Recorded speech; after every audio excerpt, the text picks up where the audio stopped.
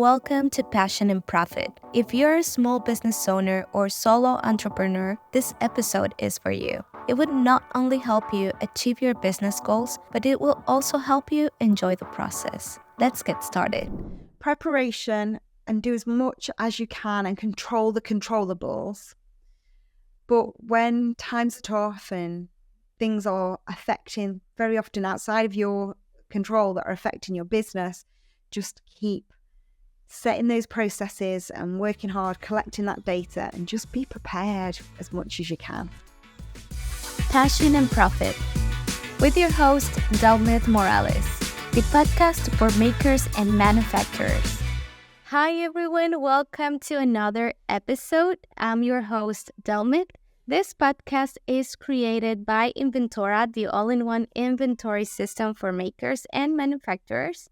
And today I'm really excited because we are going to be chatting with Nicki, founder of Pedddle, that is a directory of markets and their holders to make their market experience easier for everyone. So I know that if you're a maker, you probably are looking to attend your first market or you are already an expert on this. So we just wanted to invite Nicki and listen to her insight and to learn more about everything about markets. So Nicki, thank you so much for being here with us. Thank you for inviting me. It's lovely to be here. So first of all, if no one knows, I don't know if anyone has been listening about Pedddle. So I wanted to just for you to explain a little bit about Pedddle and who is Nicki as well. Okay, wonderful. So Pedddle is a directory of independent and creative markets here in the UK and their stall holders. So I created this platform basically for me. I really needed it as a customer. I came to this idea as a customer because it was really hard to find the markets and you'd have to be on all social media platforms. And at the time I wasn't even on Instagram, never done Instagram in my life. And so that I missed a lot of the markets and it became quite frustrating that I was finding them after they'd passed. So I set about sort of collating my favourite markets, the things that I wanted to go out to, because there's loads of variations of markets, different types and different levels and styles and curation and things. And so I started to make a list and then that became a website. And in doing my research where I was going out to markets and chatting to people, very often the stall holders were like, we need this website too. There is not one place where we can find all the markets and have a bit more of an insight into whether they're going to be good and right for me. So I started creating it. Our developer is a stall holder as well.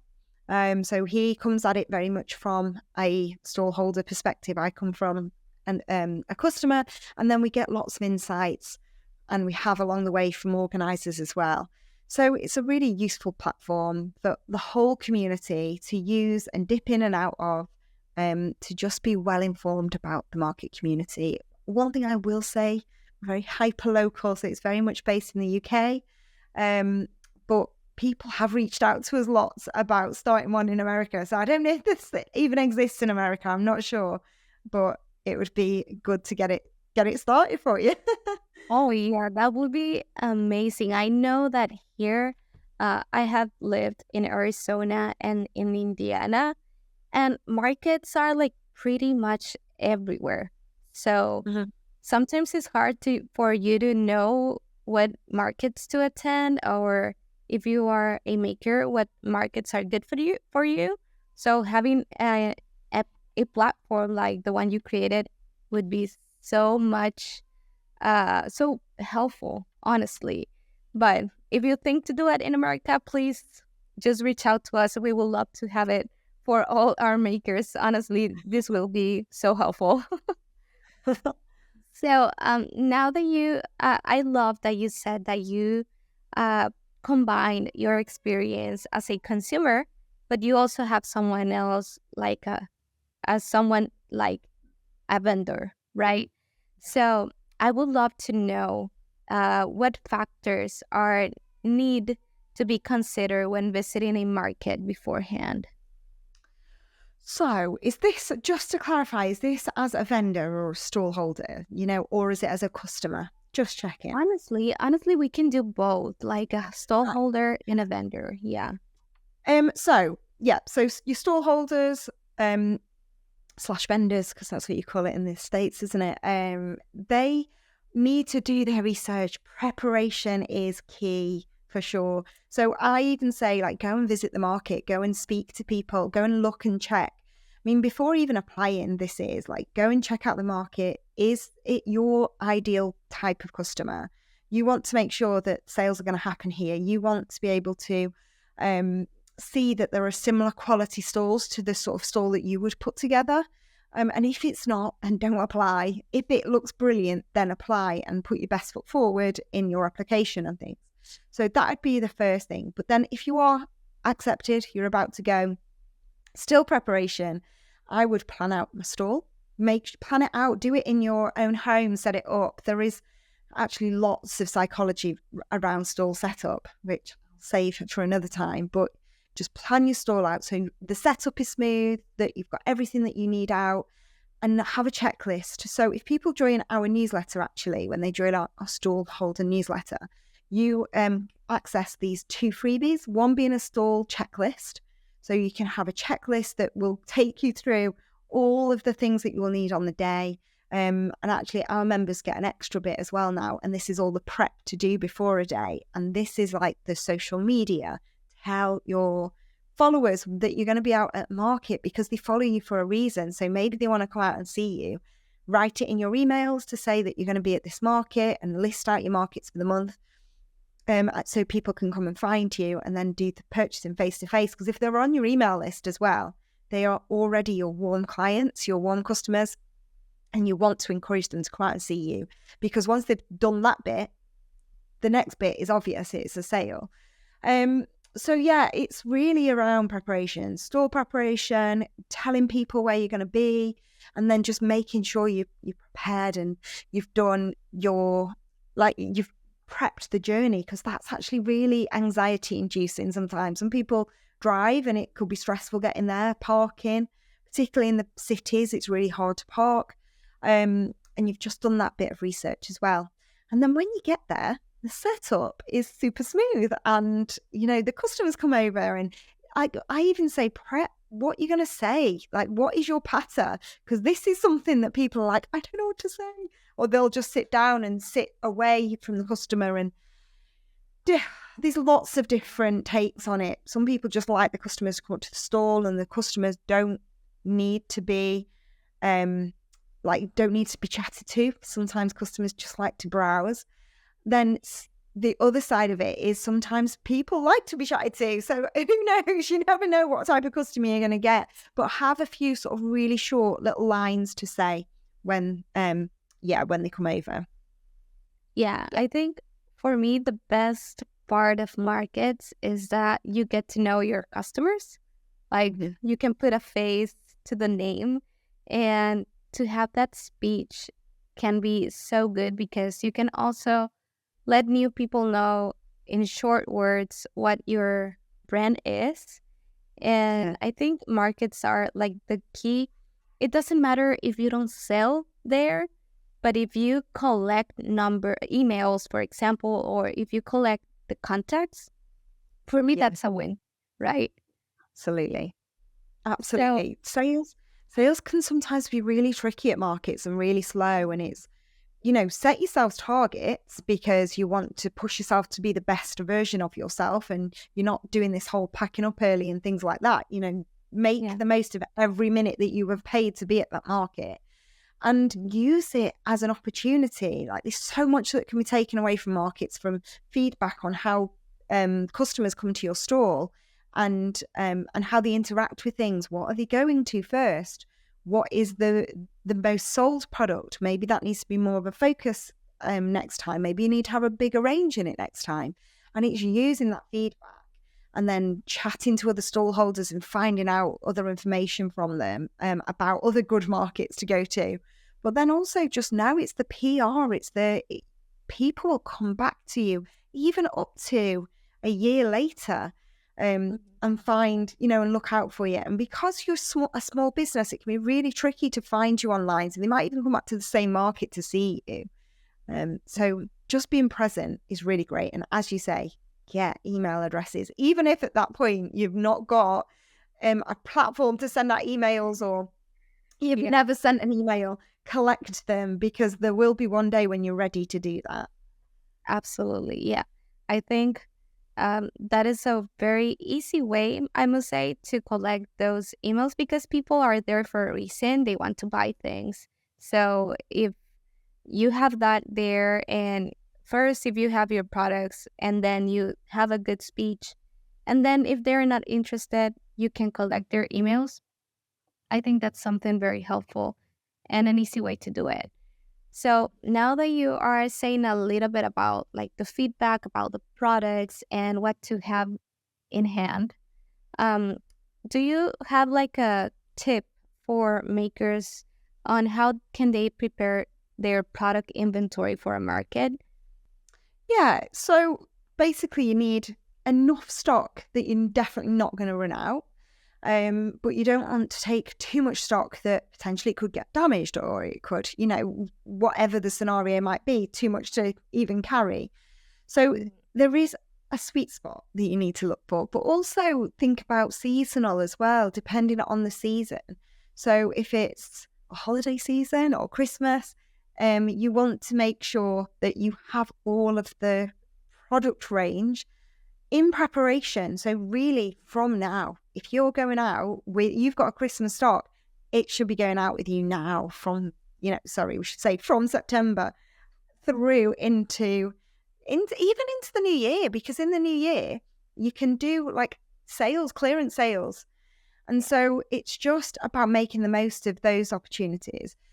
I mean, in terms of stock at a market, and this is what me and you have chatted about before, like when you sell at a market and then you then have to perhaps turn your website off. Obviously, you've always got Inventora there where you can link everything up. So you make sales at a market, it automatically takes it off your website. I mean, that is the ultimate goal for people, to get to that point where they're not having to shut their shops off because they've taken that one item out that's on their shop. They don't want it to sell in both places and then be struggling. So, there's always that kind of thing. But I think in terms of stock management as well, the other freebie that I hadn't mentioned yet is a review date, is a market review sheet. So after every market, we suggest you review your market, from what sales you got to how you felt it went, but what were your best products, how many, and then even go as far to have make a list of the sort of your better products, because you need to know feedback for the next time you do this market. Now, it's not always the same, because different people come out and there's different times of year and you've got different impacts on society at any one time. But actually, if you can start to record, and whether you're an experienced trader or not, this should be happening really from the very beginning. Record the products that are selling well and see if there are any patterns. Because once you have that data is so key to then go, right, these did really well last time. I've got new color ranges, colorways in them. And just be prepared to sell as many as you can. Get them, warm up your audience as well. Like, get it on social media, get it in your emails, tell them that you've got all these and it's really exciting, and really build the hype around it, that when you get out to market, people are like, I saw this on social media or whatever, and then they come and buy it. So yeah, it is preparation, and it's using feedback, getting as much information to arm yourself. Because I remember when I first started my business, I was like, how do I make a decision about that? How? Like, I've had no experience in that field. How am I meant to make a decision for the rest of my business life in that thing? Yeah. And this is the same. Like, people will feel the same with a product-based business. It's like, I don't know which one's going to be nice. I really love making this one. Actually, this one sells really well. And if you don't have that data, you won't know. And every time it's like, how do I do this? Yeah. I think if you are just starting, it is so tricky. Like, you want to have a lot of stock of a lot of your products, But once you get there, probably you won't sell what you are expected. So it's so hard to find that sweet spot. But if you don't start doing it, you are never going to get there. So, and I think I had an experience with a market, and my mistake was that I had very limited inventory, and I saw the other stall holders, and they had so many things. So people were in their booth all the time, like in their tent. They were like buying and everything because they have something very attractive and a lot of things to choose from. And besides me, I had like a few of them, and people were like, "Okay, I see them all, but I saw there that they have so many options, so I prefer to go there." So it's good for you to understand that what is best for markets, and like you say, think about seasonality, think about what people are looking for in that specific date.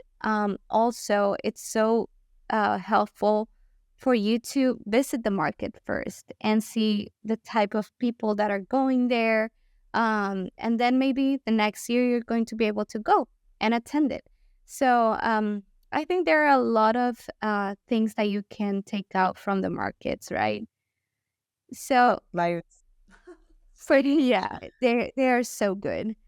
Um, and then I think another side of the markets is that probably some of them require some paperwork and licenses. Do you know, like the? I know that you're based in the UK, but I believe that they are pretty much the same to America. So, do you have like a general paperwork or licenses that the markets need to have? Yeah, okay. So in the UK, I don't know, I actually have no knowledge of the systems that are in place in the in the States, but yeah, so in the UK, it is they need public liability to trade. Organisers won't let them come onto their markets without public liability insurance. So it's often referred to PLI, just for the letters, in case somebody's heard that and thought, what is it? So PLI is public liability insurance. Okay. Then the other thing they need, if they are a food trader or if they are an alcohol seller, they will need licenses or hygiene certificates. Pre-packed food doesn't always need that, but that's the nitty-gritty, so they'll need those two things. And then if you are getting people to stand at your market stall whilst you're not there, then you will need employer's liability insurance. But you don't actually, as a trader, trading on other people's markets, unless you're just popping up on a street, trading at a market, you don't need a license to trade in the UK. You just need to make sure you have your insurances. And that's just a case of, I've got to be careful. I can't suggest different places to go, but you just go and reach out to different insurance companies, ask around. This is where's another good thing to do. Ask your fellow stall holders. They'll always tell you good companies to go with, who they've used before. But just something to be aware of. If it's just a flat coverage for your stall, do they actually know what you sell? Do they actually cover you? If something happened, would they cover you totally, or would they try and wriggle out of it? 'Cause that's one thing to be careful of. If they've not said, well, oh, you didn't tell us it was this particular type of jewellery that could do this, this and this. And it's like, well, you didn't ask. So it's better if the company knows for your public liability insurance exactly what it is you're trading and what you're doing. But yeah, that's it. It's very easily accessible, and anybody can ring up. As long as you've not had any issues with insurance in the past, people can ring up and just get it the same day, next day, whatever. And it usually starts at about £35 for a year, but it can be much more expensive. That's the very cheap one that I know of, but it can be much more expensive. And yeah, it's still accessible. Yeah, I think that is like not a lot of work to do, to have. Like if you need that for a market, like you said, it's a very easy process. And if you have it, it won't hurt. Like maybe you say, but I just want to try the market and I don't see if it's worth it. Believe me, it is going to be worth it. You're going to have it there if you want to attend any other market, if you want to participate in it. So I think it's worth to have all the paperwork needed since you start, so you have everything ready when you see the right opportunity come through you, Yeah. right? So now you talk a little bit about like asking other stallholders about information. And I think something really valuable about markets is also that you get to network with other vendors, right? So, what's a good way to do this? To network with the stallholders and market organizers to help your business growth? Like, what is something that we can take out of that? Well, I mean, it's invaluable talking to people because you learn so much from talking to people because every day is a learning day. I say that all the time because whoever we talk to, they've got a little bit of knowledge about something that you didn't know potentially. And then likewise, you share it back. So within our Pedal community, we have chat groups and they are sharing knowledge.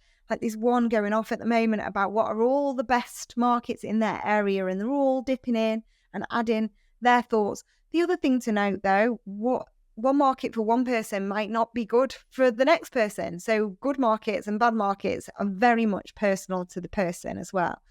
But just by chatting to people, you can establish connections, you can set up collaborations within our community as well.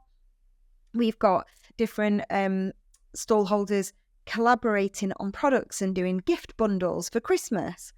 So there's things that you can get out of markets. You can make friends for life at markets because they're your kind of people. And even on Instagram, like I've made connections on Instagram through this business of people that are in like Switzerland and in Italy and in America and all over the place. How special is that? Like if I was in my old job, I would have never have met all of these people.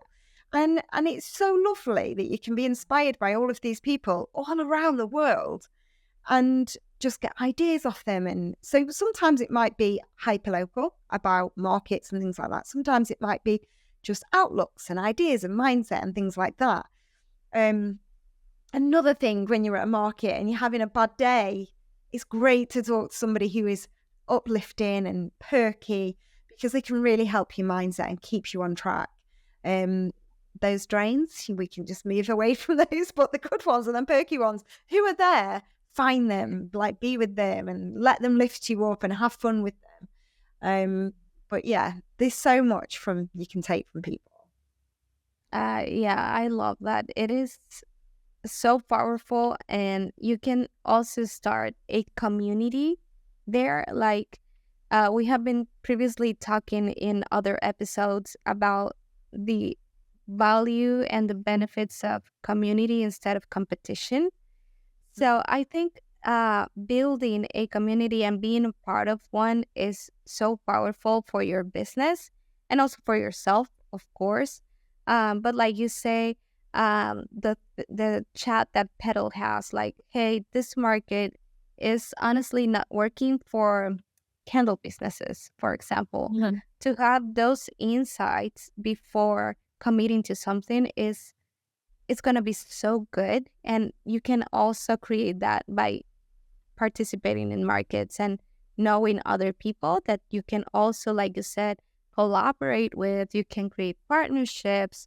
Also with the market organizers, maybe for next year you're gonna say, hey, can my product be a part of a tote bag for as a gift for your attendance, right? Something like that. I don't know, a lot of things can come to your mind if you are there and you start networking with people. So I think that is very, very, very valuable. Yeah, absolutely. So I know that we have been talking about the benefits of the markets, but I know that there are a lot of challenges that stallholders can face. So can you explain a little bit about what are the biggest challenges that they face? Yeah. So, like weather right now in the UK. Oh my gosh. On so many levels. So the weather's really bad. It's up and down. And at the moment, in terms of it's windy, it's stormy, it's this. So one thing you've got is markets shutting because the wind is too bad, so they can't actually trade at all. And, if you've prepared stock, we're talking fresh foods, things like that, ready for the market and it's shut, how you can get over that, I don't know.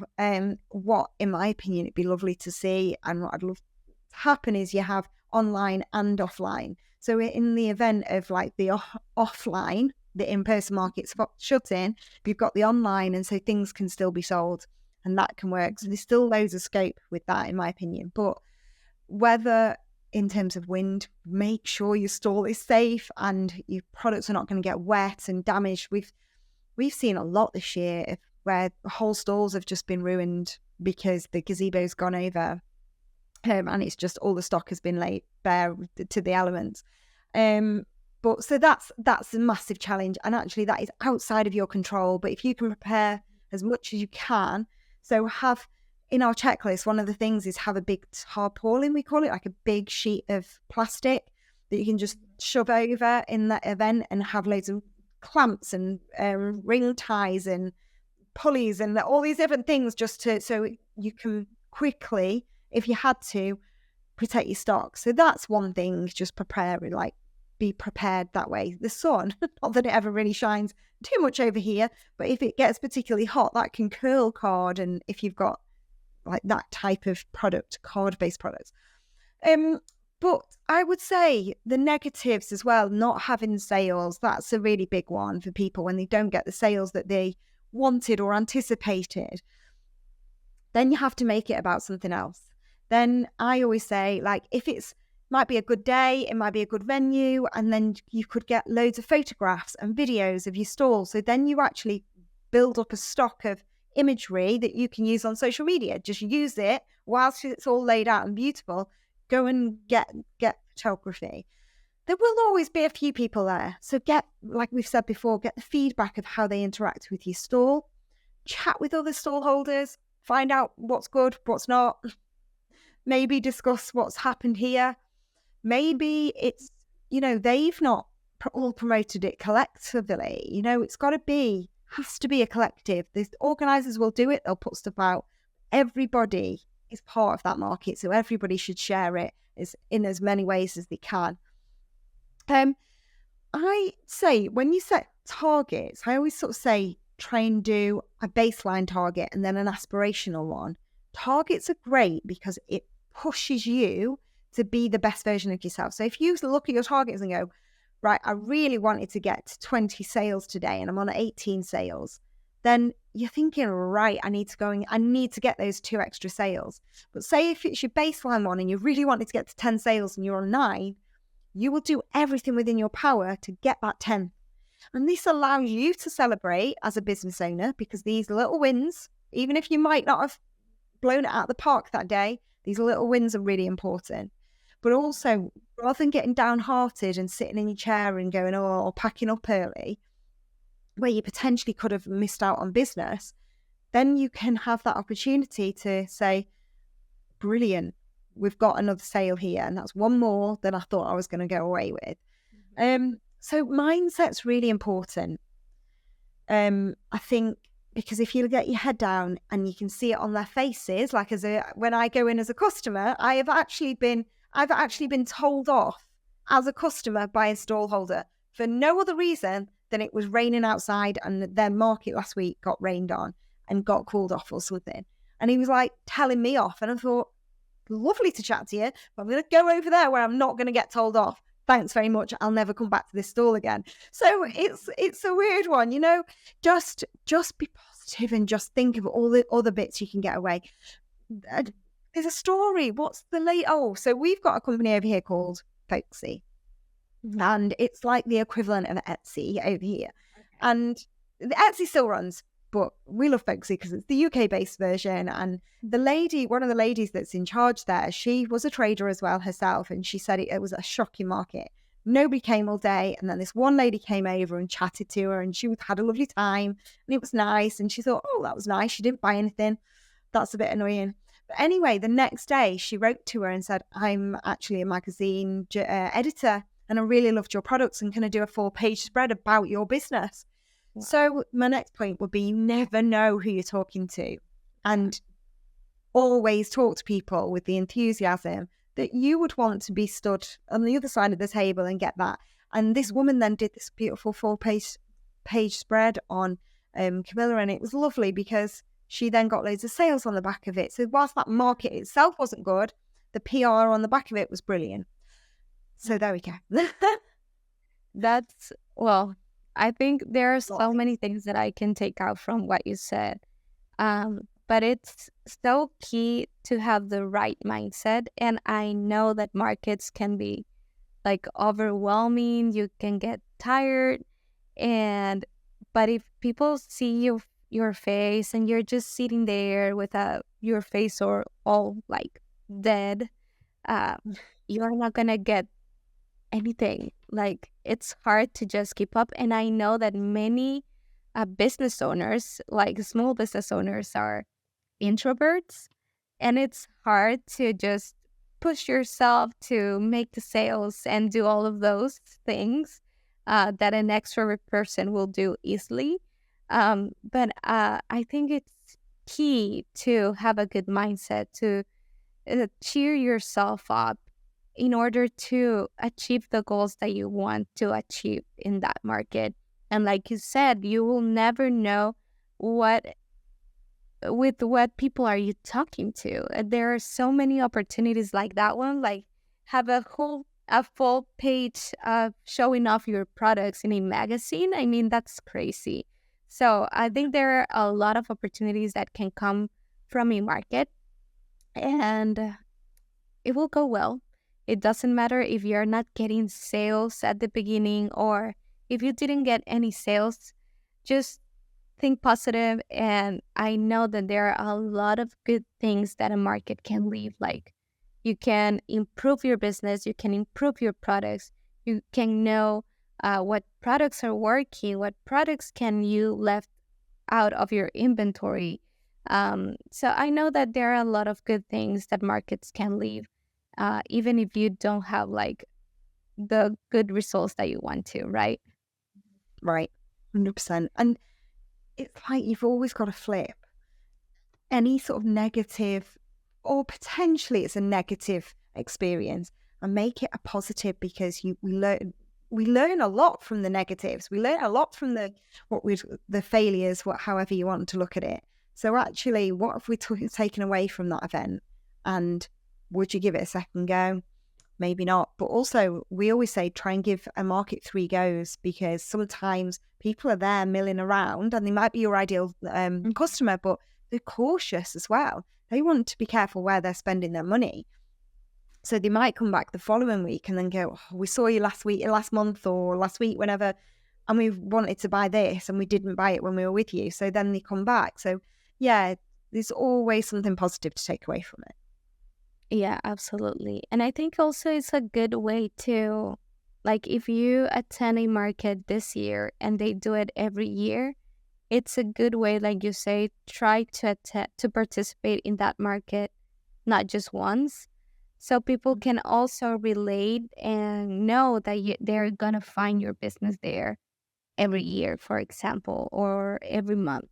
So I think that's something really good as well for brand exposure and for people to start knowing about your brand and your products. So I think my last question, Nicki, is, I know that you have been talking a little bit about how Pedddle works, but how Pedddle can help product-based businesses.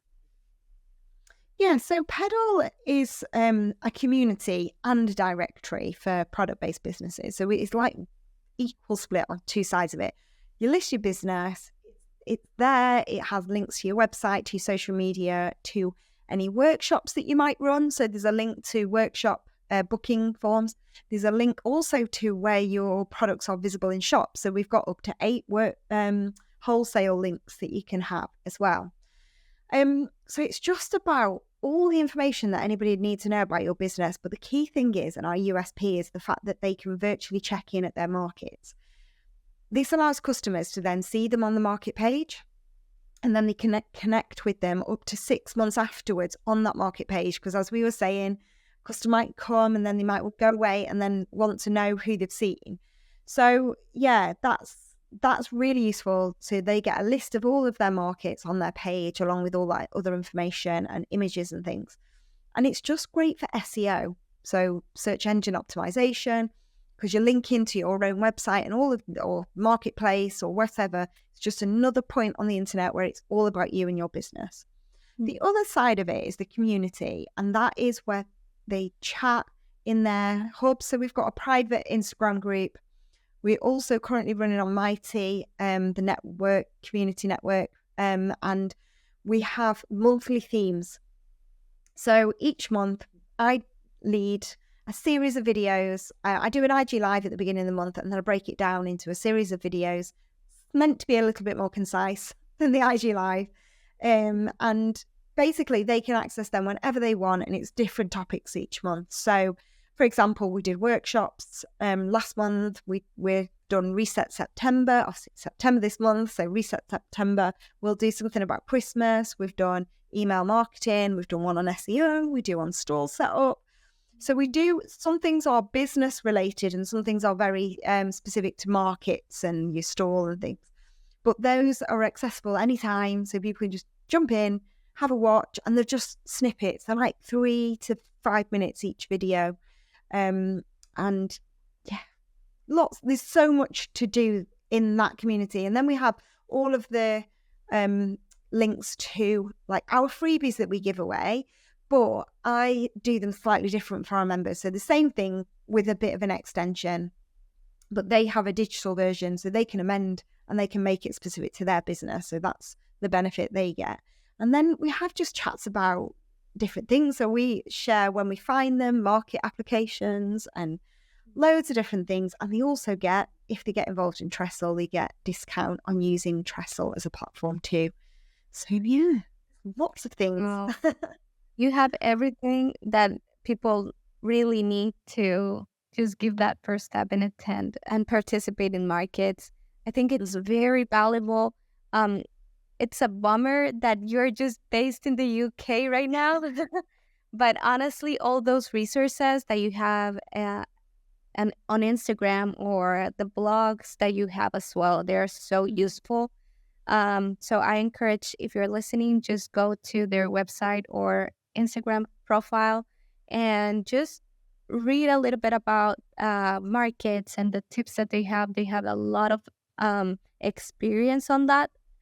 And I think that's a part of the small businesses and handmade businesses that needs to be like always perfecting everything, because it is a great opportunity to start growing your business.